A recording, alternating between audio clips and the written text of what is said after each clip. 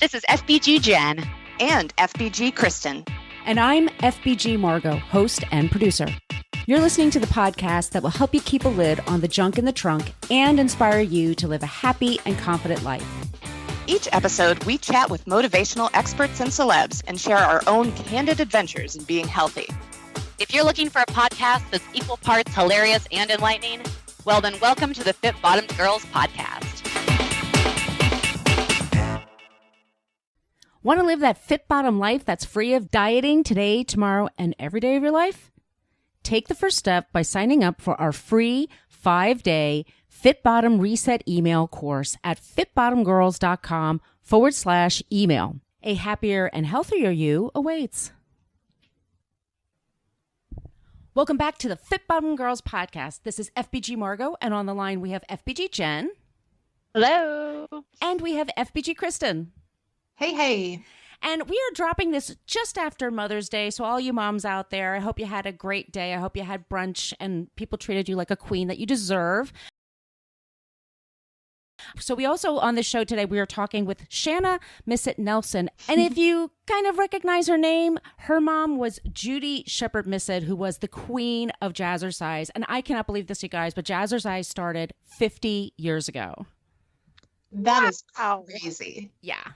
And she's just a great interview. She's super fun. And if you think you know everything there is to know about Jazzercise, and I'm sure you're thinking about leotards and tights and leg warmers and all that stuff, it's nothing like that. They're up-to-date brand. But Jen, could you still wear a leotard and leg warmers if you really wanted to? That's my question.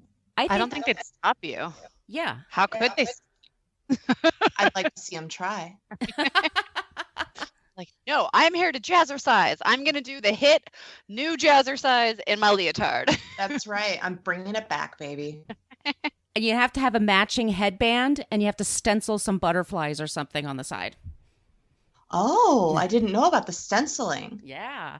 Well, that's what her mother did. Like when she first did her first TV appearance, she got on the Dinah Shore show, and her mom was so smart, always was so smart about marketing, that she showed up. She had a friend leotard on the side, stencil on the side, Jazzercise. So just in case they didn't mention where she was from.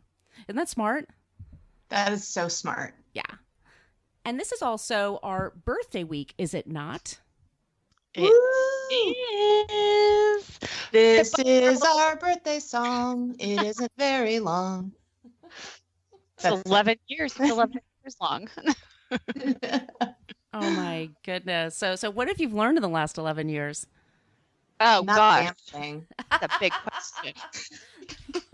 That's a big question, Margo. That's not what we discussed for this pre-show. I know. It's not in the notes. I'm sorry. I'm going off script here.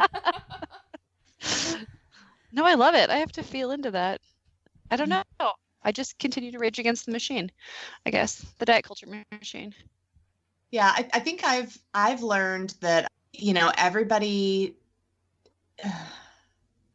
I guess that not everybody is going to agree with you. And if you're going to be in this space, and if you're going to be pretty mission driven the way we are, you have to be okay with not everybody loving you, which is hard for me because I do really want to be liked, but I would rather be respected and at least get people listening, even if they disagree and even if it makes them not my biggest fan, than, try to cater to everybody. So it's been nice to, we started out taking a stand, like that's why the site was created. But I think that we've become so much stronger and so much more aligned with it over the last few years. We've discussed that, I guess, in several recent podcasts, so that's probably not coming as a shock. But I think that that's one of the cool things about this is that, we have learned that, not everybody's going to agree, but boy, do we have an amazing community out there. And this podcast has been a really fantastic way to connect with more of those people and to share them with our community, with our listeners, and then also to kind of get to know a little bit more about what makes them tick, because we've all got our own origin story, right? Yeah, we do. I think just the evolution of everything, if you look back from where things started 11 years ago to where they are, it's cool to see a lot of changes that have been made. And then it's also, humbling in a lot of ways to just continue to be a part of the landscape as it shifts and changes, and the way people consume information is different, has definitely always kept us and being challenged, and just like this, talking kind of live off the cuff, was not something I think that we thought would happen 11 years ago, but hey, here we are. So it's pretty cool. So what we normally do, in case you're not familiar with our birthday week, every single year during our birthday, we kind of blow it out on the side a little bit. So there are giveaways. We do a bunch of different awards for the best products that we've tried in each of our categories. So that includes Fit Bottom Girls is the Fitties, Fit Bottomed Eats is the Noshies, Fit Bottom Zen is the Zennies, and Fit Bottom Mamas is the Mommies. You can see maybe a pattern in the naming of the awards there. But those are always, yeah, right. But those are always really, really fun. And then we always kind of sprinkle in some other posts that are like the most read. And it's just a really, really fun time. So definitely go to fitbottomgirls.com and check that out this week. And make sure you're also following us on, all the social channels, but specifically Instagram at fitbottomedgirl, because we will, every time like a giveaway goes up, we'll be posting and sharing, and it's the kind of good stuff that like you do not want to miss. We do typically a giveaway every single day. For sure. And let me also say that everyone can be a winner, because even if you enter a giveaway and you don't happen to win that giveaway, if you leave us a review and hit us up on social media, you guys, we've got stickers to give away. And they're great. I'm looking at them now. They're very, very pretty. And so if if you're a fan, whether you're new or old, whether you've been here for 11 years or you just popped in 11 seconds ago, if you're digging us, we dig you, and we would love to hook you up with a sticker. So leave us a review, shoot us an email at podcast@fitbottomedgirls.com with an address where we can ship you a sticker or two, and we'll get you hooked up. So yay, winners. Everybody's a winner today. That's right. All right, so we're going to go right into our interview today, and it's with Shanna Missett Nelson from Jazzercise. Everybody, use your jazz hands as we go out. I always do. Reset your mind, body, and soul to be a little bit more fit-bottomed in our free 5-day Fit Bottom Reset email course. Sign up at fitbottomgirls.com/email now. Shanna Missett Nelson is president of Jazzercise, managing the strategic direction of both the business and apparel side of Jazzercise, while heading up the corporate management team. Shanna is also a 30-plus year veteran instructor who teaches 3 times per week at minimum, plus creates brand choreography and manages Jazzercise Inc.'s 2 corporately owned fitness centers. At the end of a Jazzercise-filled day of teaching and leading and co-creating, there is no place Shanna would rather be than with her 2 daughters and their dad. And fun fact, Shanna is also a crockpot master. Welcome to the show, Shanna. Hi, thanks so much for having me. I'm super excited to be here. We're very excited to have you on the show today. This is FBG Margot, and on the line today, we have FBG Jen. Hello. So, Shanna, your mom created a sensation with Jazzercise. I grew up watching her all over the TV talk shows in the 80s. Yes. What are your earliest memories of Jazzercise? Oh my gosh. Well, I've said this before, but I really thought for such a long time that everybody's mom put on leotards and tights, because back in that time it was leotards and tights, and ran out the door and taught several classes a day. Like, I just thought everyone's mom did that. So I really think I was pretty old before I was like, oh, hey, not everybody's mom is doing the same thing. And, I think my earliest memory is just sitting in the classes my mom would teach, and I would sit there by myself and, color or play with toys or whatever. And that was just my life. My life was always around dance and movement and, what would be fitness, because there was no fitness industry back when my mom started what would end up to be Jazzercise. So I always tell my daughters, I have 2 daughters that are 16 and 13. And when they were younger and they had to go to the babysitting room at Jazzercise at our studios and they would complain, I would be like, I had to sit in the corner by myself with no TV and no babysitting room. So get in there. So it's just been my whole life. And I'm so happy and grateful because it's just been an amazing world of amazing supportive women my whole life from Jazzercise. So it's been fun. That's so cool. And, I think some people who maybe haven't been into a Jazzercise studio recently may still have this kind of outdated idea of what Jazzercise is. Can you talk about what you offer now and what it is today? Yeah, sure. Jazzercise has been around. This is our 50th year, actually, which in the fitness industry, I don't know if there's anybody as old as we are. And it's definitely can be a liability and asset for us. So Jazzercise is a dance fitness program. It's an aerobic program. That's how we started out. And that's really who we are. We still are definitely based in dance. However, we have evolved because I don't think we would still be around today if we had not evolved and changed. So not only do we still offer our dance fitness component, but we have all kinds of different workouts from our original, we call it dance mix, which is mostly cardio. Every single one of our formats, though, does include a strength training component. So we have a core class, we have an interval fusion class, we have a flip fusion class, we've got strength classes. So we have evolved as fitness has evolved over the years to include all of these different components. So we have classes that are going to be, more dance, that are going to be more strength-based, that are going to be HIIT-based. So we really kind of offer all kinds of classes to really suit, the needs of today's customer.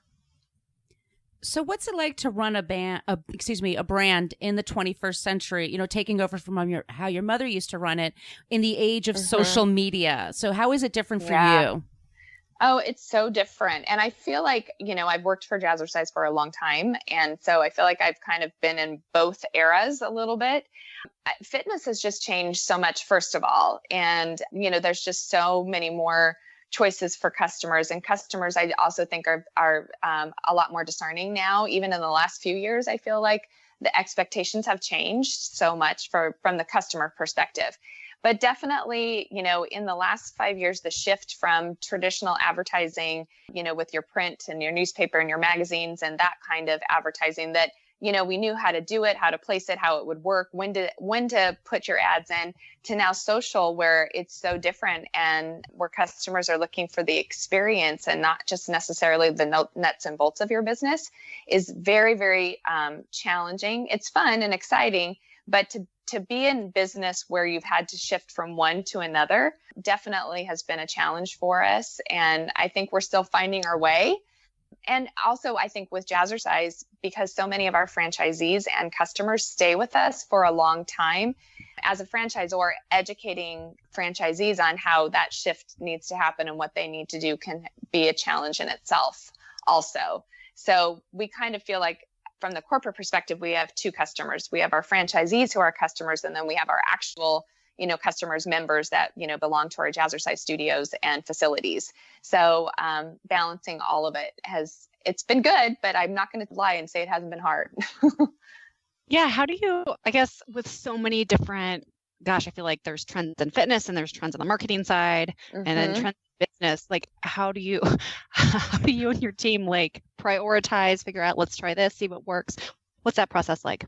Yeah, that is a really good question that I wish I could tell you I knew the answer, but please impart your wisdom. Yes, I know. Well, I do think some of our things for Jazzercise that really are our core values and really our company culture have remained the same for us, and we're very set in that culture.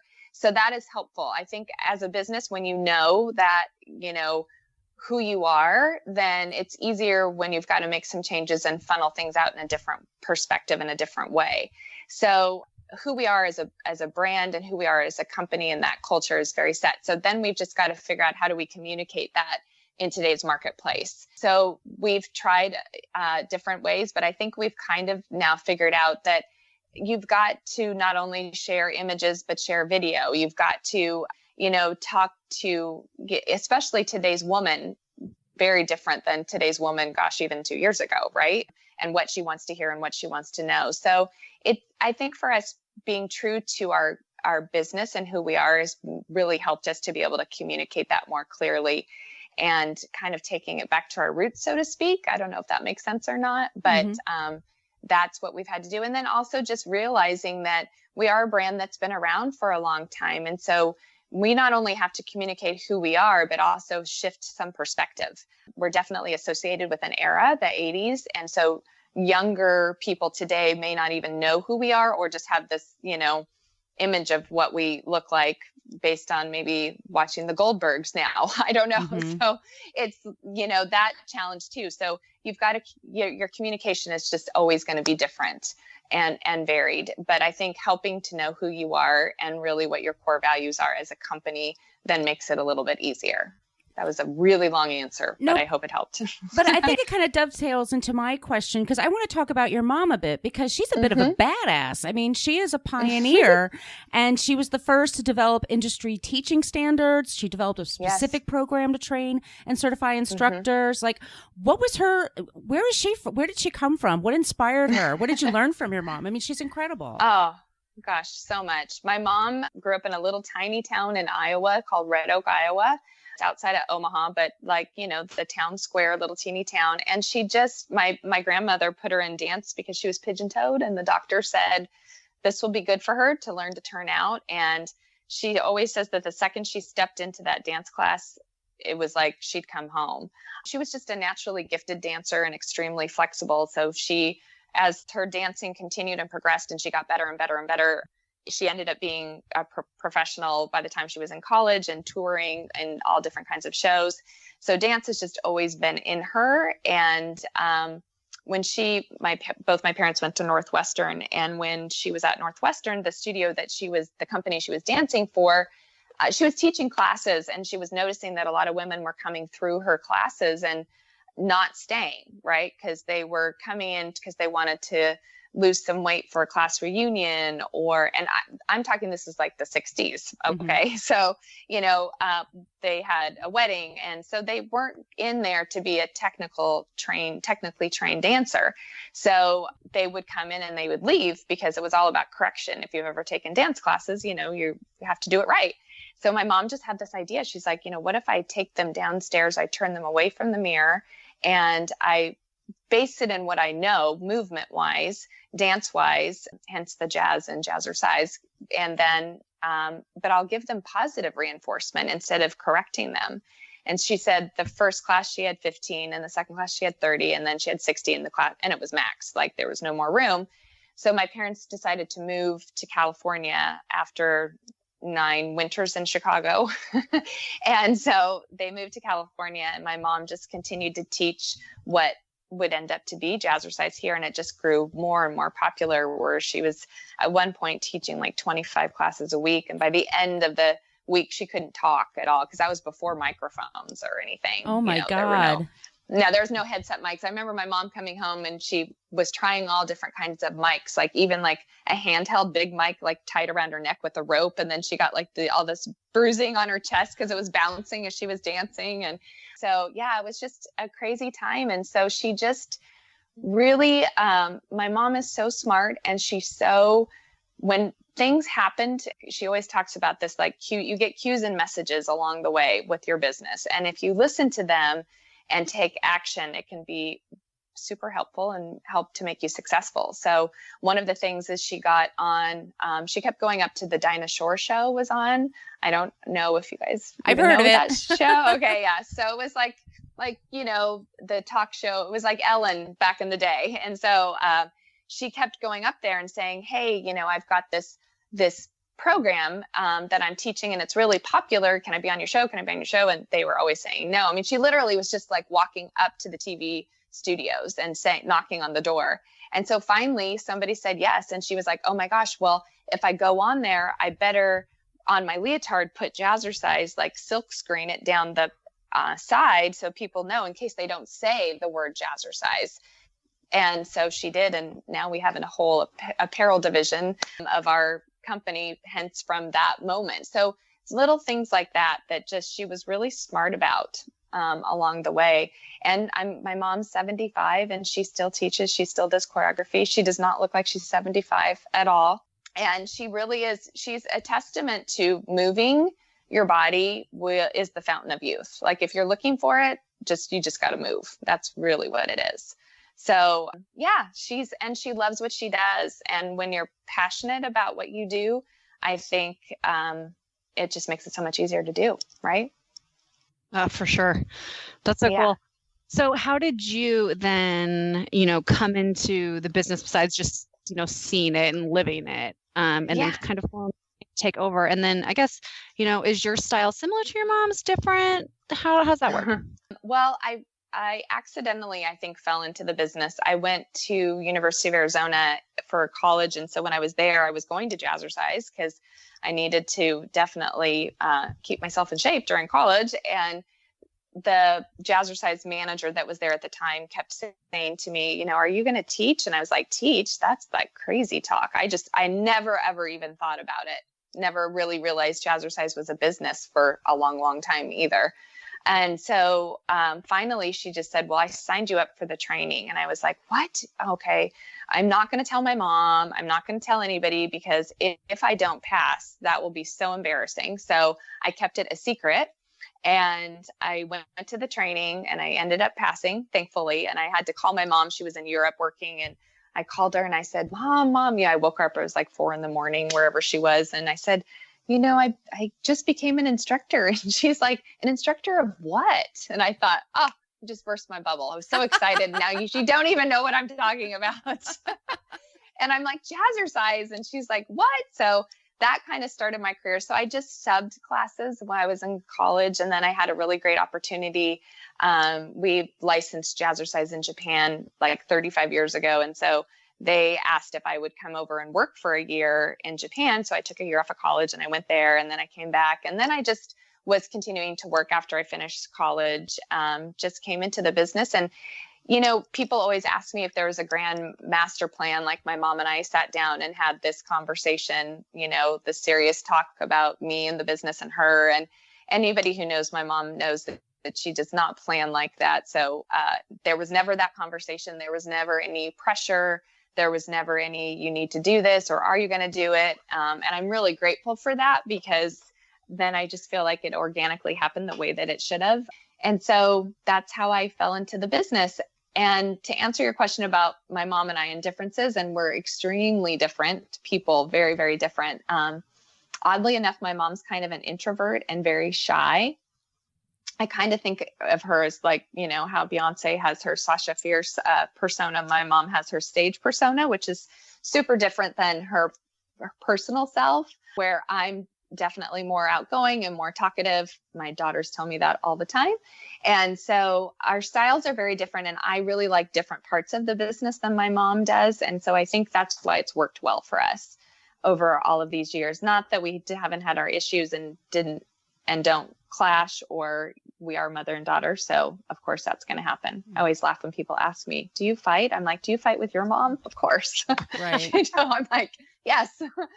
And a lot of my family works in the business and has worked. I have 2 cousins that also work in the business. My aunt was my mom's assistant for over 30 years before she retired. So I'm fortunate to have really great family members that also wanted to be part of it. So it's really fun.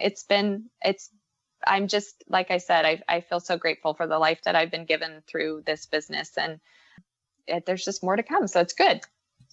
Well, after 50 years of Jazzercise, it must have changed a lot of lives. I mean, do you have any cool stories you can share with us? Oh, gosh.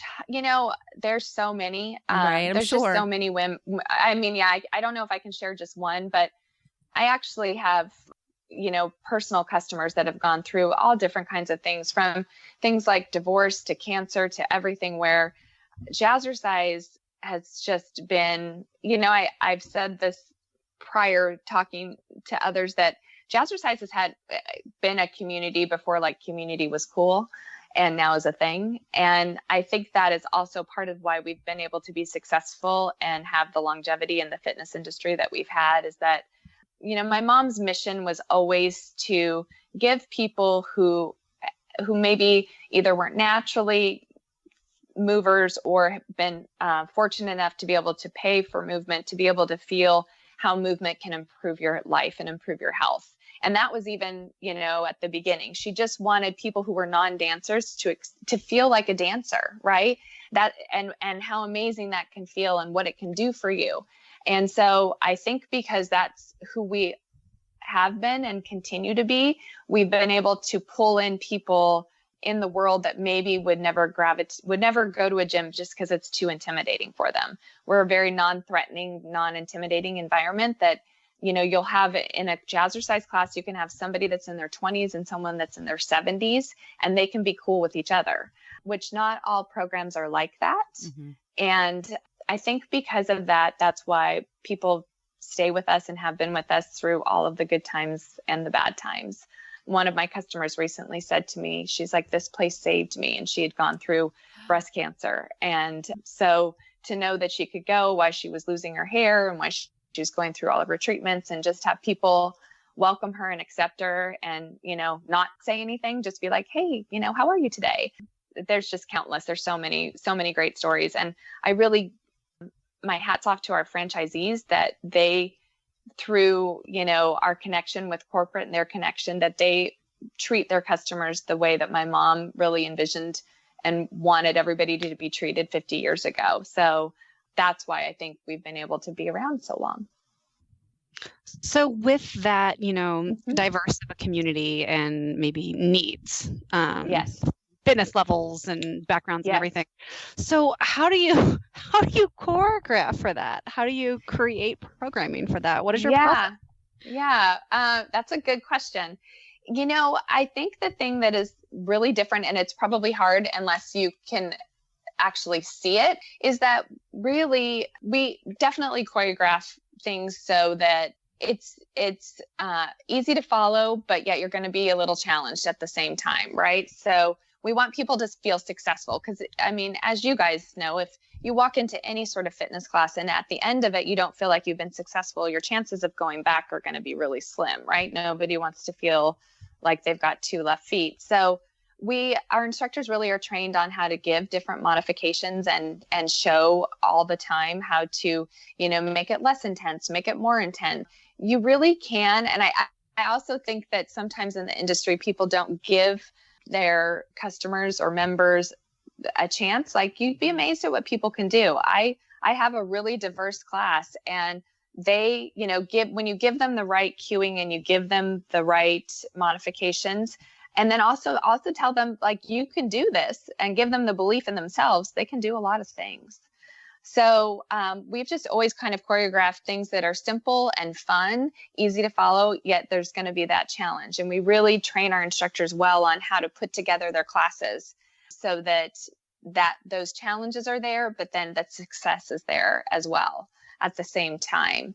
We do new choreography every 10 weeks. So every 10 weeks, we send out to our franchisees about 30 new routines that they then can implement and integrate into their classes. So the longer you've taught, obviously, the bigger the library you're going to have, but it's always new and fresh and changing. And so I also think that's another reason why people decide to stay with us for such a long time. So what are your favorite classes to teach? And my second question, if I follow up, is what's your current favorite song to dance to right now?